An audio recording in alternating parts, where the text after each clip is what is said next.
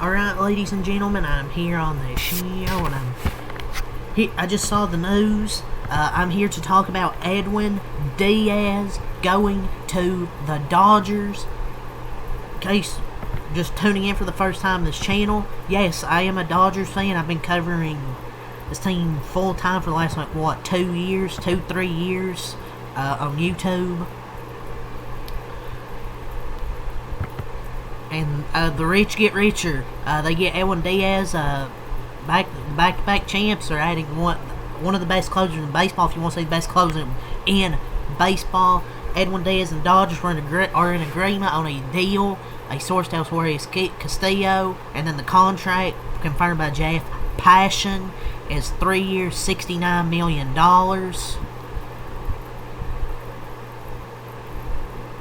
I think it's 3 years, $69 million.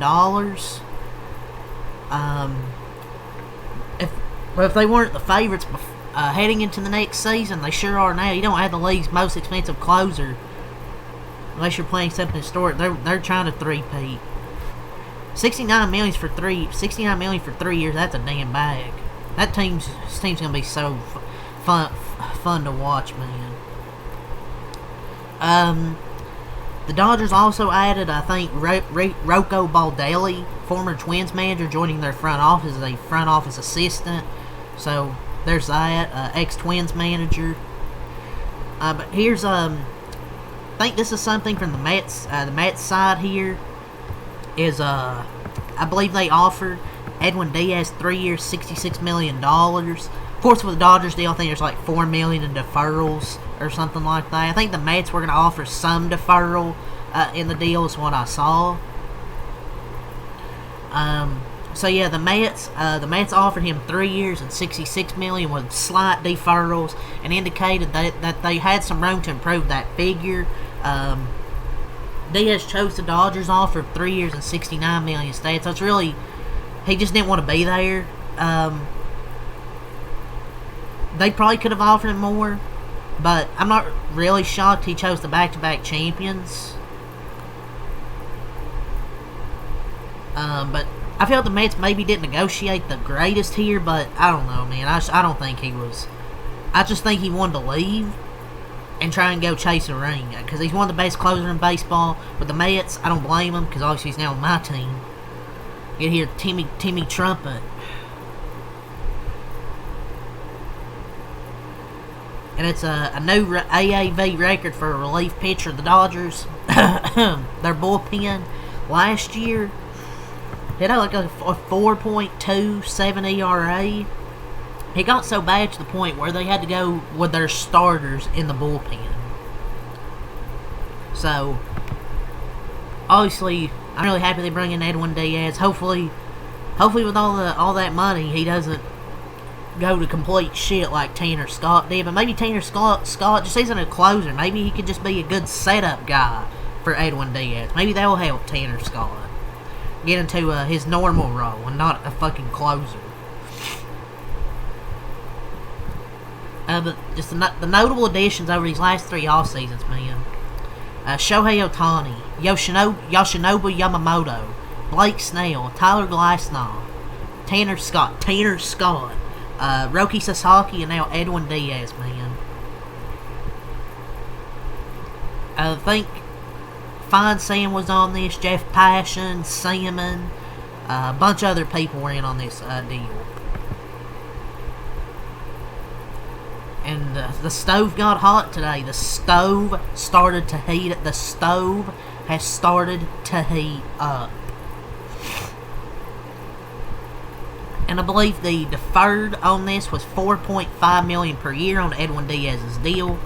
Per Joel Sherman, the luxury tax hit comes in around $21.1 million.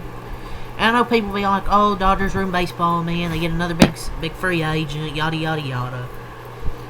And salary cap. Okay, bringing a salary cap, the Dodgers are still going to win. Simple as that. You want to bring in a salary cap, how you bring in a salary floor? Because even if you bring in a salary cap, just a salary cap, it's not going to change anything with the teams that are not spending. Hell, the Cincinnati Reds were just going to go after Kyle Schwarber. We'll talk about in the MLB news where he signed back with Philadelphia.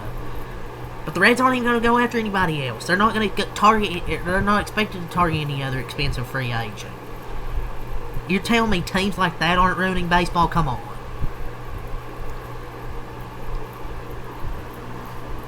But yeah, they got the best closer on the free agent market. Sorry, just had to get that little rant out of the way. But they were targeting bullpen help this winter, set an average annual record for a relief pitcher. They were targeting one, obviously, with how bad the bullpen was last year. He's a 3-time All-Star. He logged a 1.63 ERA, converted 20 to 31 save chances for the Mets last year. He has an elite combo of that fastball, vicious slider. He's posted high strikeout rates throughout his career. In 2025, he struck out 98 and 66 in the third innings, while just walking 14 batters. They went to the off-season with a clear need in the back of the bullpen, because their relievers combined for a 4.27 ERA and a below 27 saves. Tanner Scott blew like 10 saves. That was tied for 7th most in the majors. To say their bullpen was so bad heading into October that they used their starting pitching depth to supplement it, transitioning Roki Sasaki to the closer, which I didn't mention. They mentioned Roki Sasaki to the bullpen while using also the likes of Emmett Sheen, Justin Robleski, and at times even Tyler Glasnow.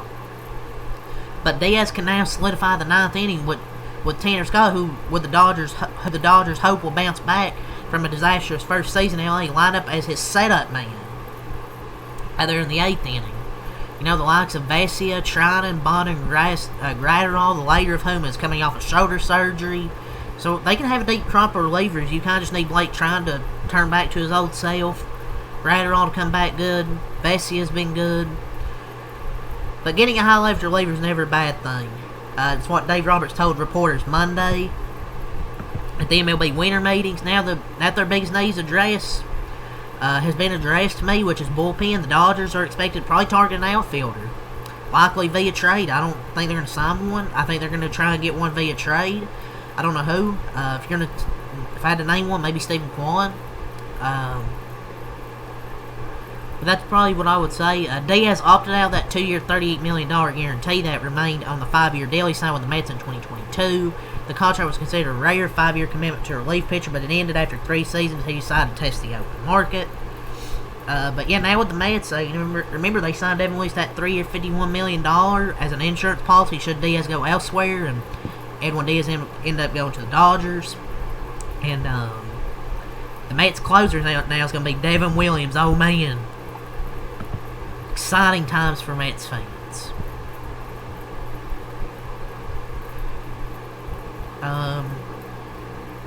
But yeah, man, that's really all I got to say here.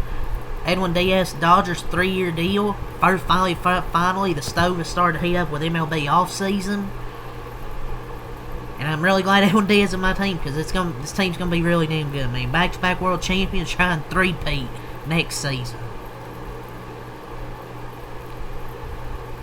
But we'll see what the Dodgers do next. This is their first thing of the offseason for them.